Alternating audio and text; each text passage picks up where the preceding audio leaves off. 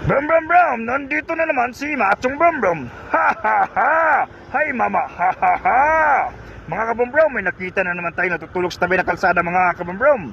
Bigyan na naman natin ito ng pagkain, let's go!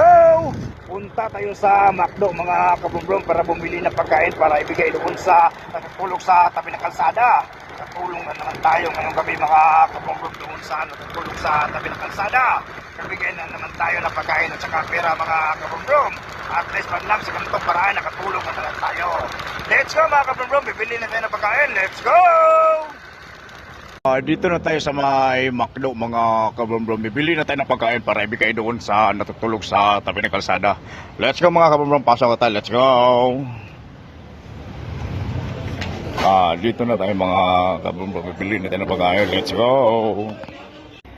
Ito na mga kabumbrum, nakabili na tayo ng pagkain sa McDo at may 1,000 pesos na pera. Ibigay na natin to kay tatay na natutulog sa tabi ng kalsada. Let's go! Let's go mga kabumbrum, yatin na natin itong pagkain doon sa natutulog sa tabi ng kalsada. Katulong na naman tayo ngayong gabi mga kabumbrum doon sa natutulog sa tabi ng kalsada.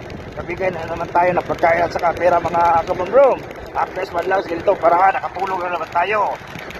May napasaya na naman tayo ng ngayong gabi mga kabumbrum at nabigyan natin ng pagkain. At least man lang paggising niya mamayang umaga may makain siya at may pera siya.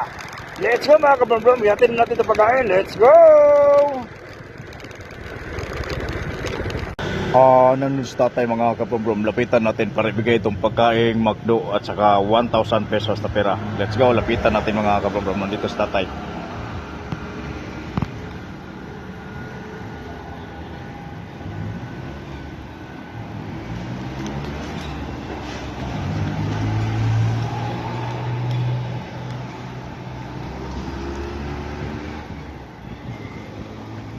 Let's go mga kabumbrum, nabigay natin pagkain kay tatay, let's go!